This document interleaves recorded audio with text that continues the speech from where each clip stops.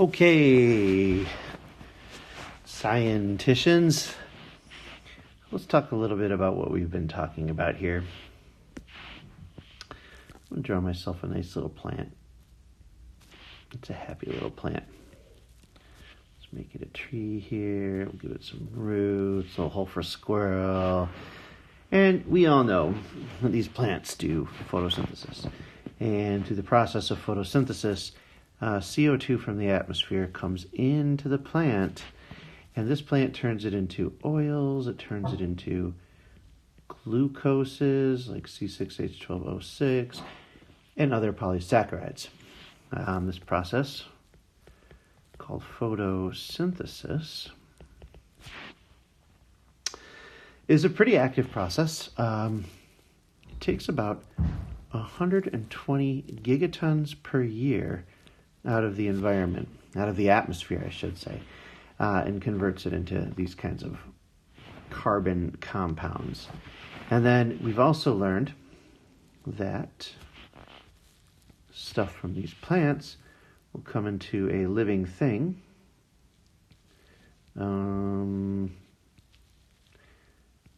This is obviously some kind of mammal. I'm not quite sure what it is, but it's some kind of mammal, and through the process of consuming,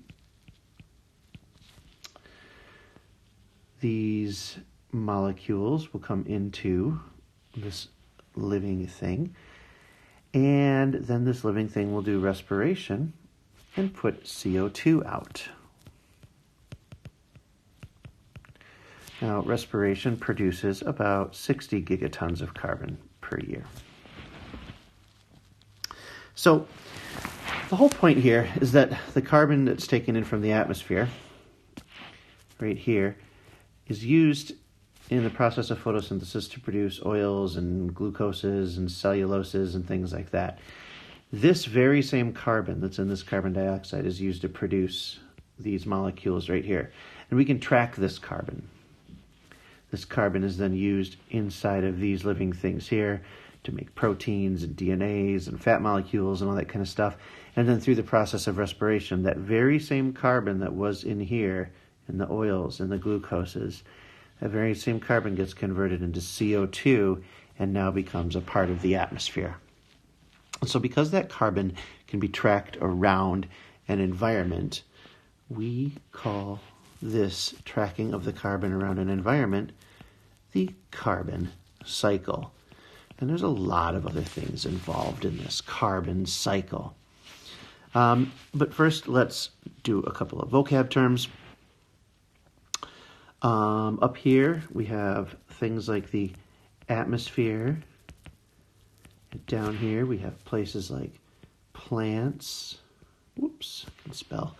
Plants, and these are places where a lot of carbon is stored. Up in the atmosphere, carbon can be stored as carbon dioxide. Sometimes it's stored as methane, a molecule that we'll talk about in a little bit. Inside of plants, the carbon is stored in oils and in glucoses and in polysaccharides and in proteins and things like that. These places where carbon is stored are called reservoirs. Now, reservoirs can function as either a source for new carbon, or it can function as a sink when carbon gets deposited. So what do we call it when carbon moves from a source to a sink? When carbon moves from a source to a sink, we say that that is what we call a flux. Now, these numbers here are examples of fluxes. Photosynthesis is a flux as carbon moves from a source of the atmosphere to a sink in plants. The atmosphere stores a whole lot of carbon. If we were to add up all of the carbon dioxide and methane and other carbons that are up in the atmosphere, we might find that the atmosphere holds, about 750 gigatons worth of carbon. Plants hold a whole lot of carbon as well as other living things, but this carbon can kind of be tracked all over the place here. So what other kinds of things are done with carbon, because it's not just photosynthesis and it's not just respiration. So let's add a little bit to our drawing here. So I'm going to draw some grass. Here we go. A little horse here. It's floating in the air just a little bit. And then over here, let's make a nice little lake or an ocean or something like that. Let's say that this is the ocean. Now the ocean is a reservoir of a whole bunch of carbon. A whole bunch of carbon. In fact, the ocean can hold in the tens of thousands of gigatons of carbon. Let's give that a number, and let's say that the ocean can hold about 35,000 gigatons worth of carbon. That carbon exists in a lot of different ways. There is carbon dioxide just dissolved in the ocean as a gas. It might seem kind of weird to think about, but whenever you crack open a soda and you hear that psh, that's some carbon dioxide that was dissolved in the liquid that is coming out. That carbon dioxide can go up into the atmosphere, but it can also come down into the ocean. This is called the ocean-atmosphere exchange. The ocean-atmosphere exchange. And it's a pretty even trade-off as far as how much carbon goes.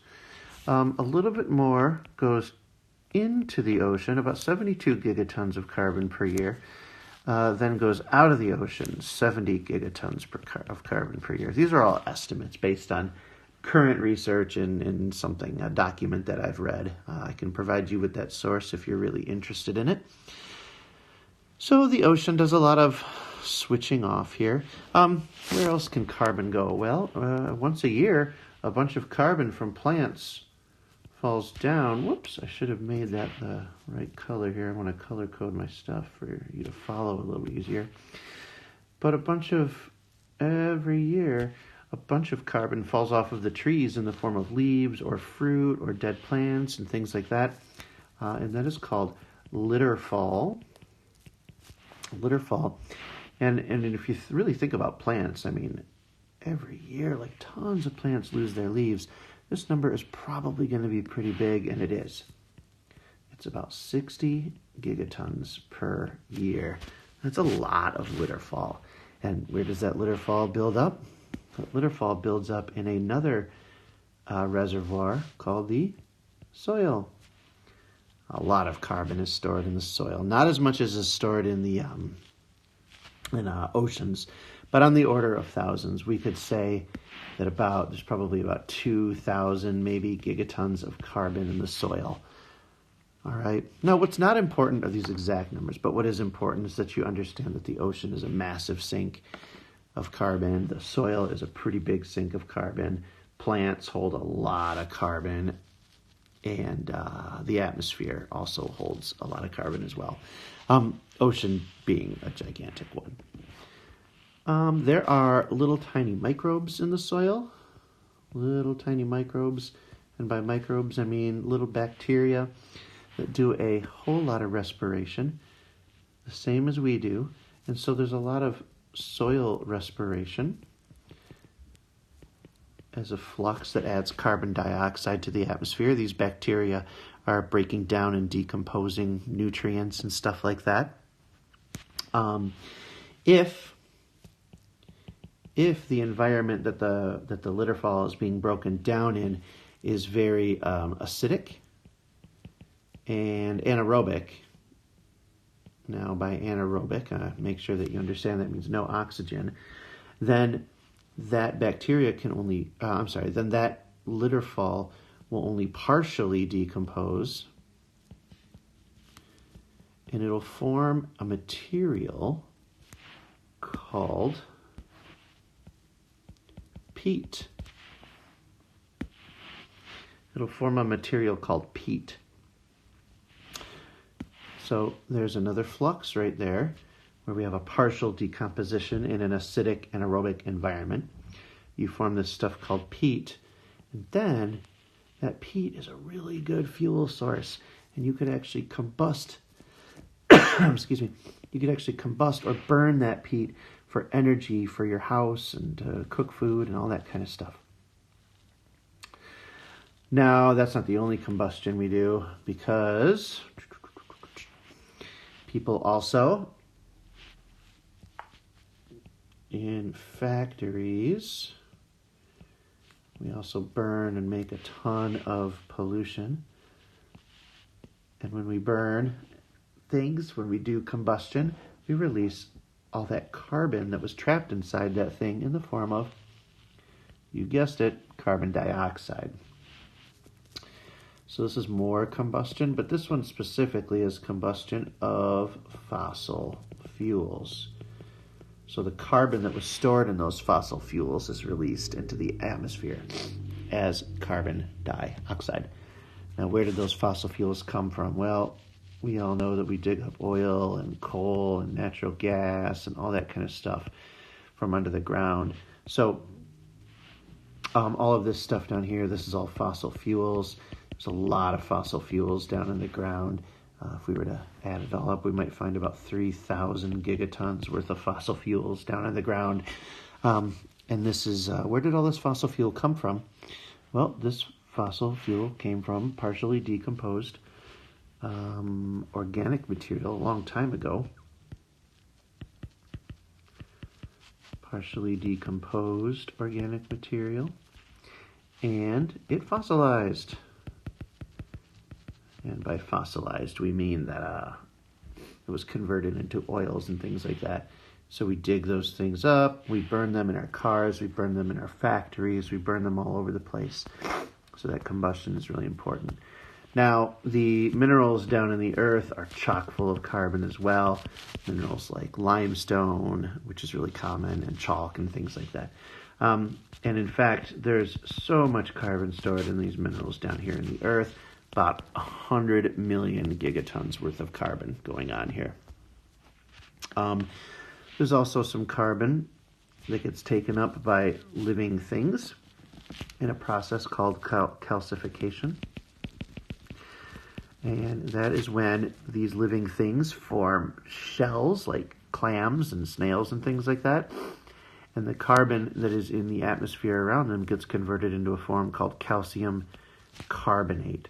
That calcium carbonate that's in shells and things like that can then mineralize to form things like limestone and chalk.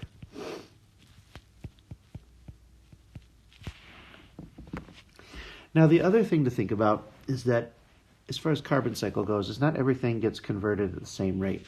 It takes years and years and years for litter fall to become soil like this, but in seconds, we can burn through a gallon of gas and produce all of this CO2 up here.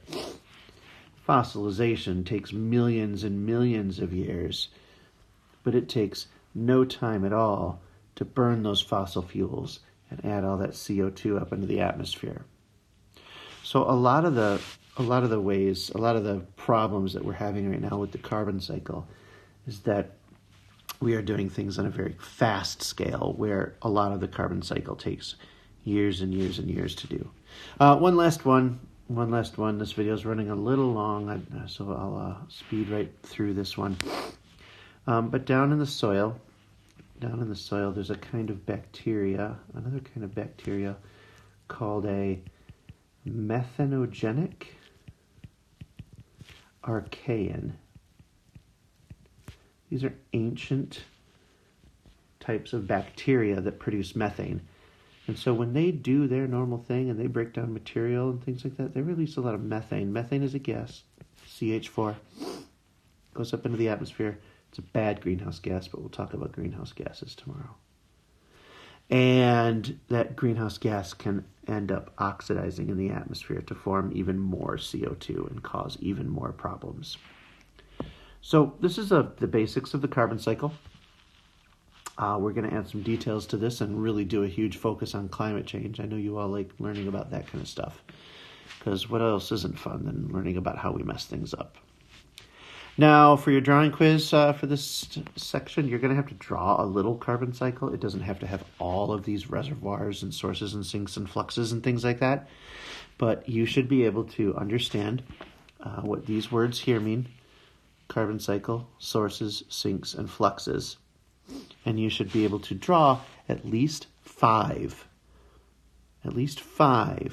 of these fluxes and name their sources and sinks. All right, that's it for now.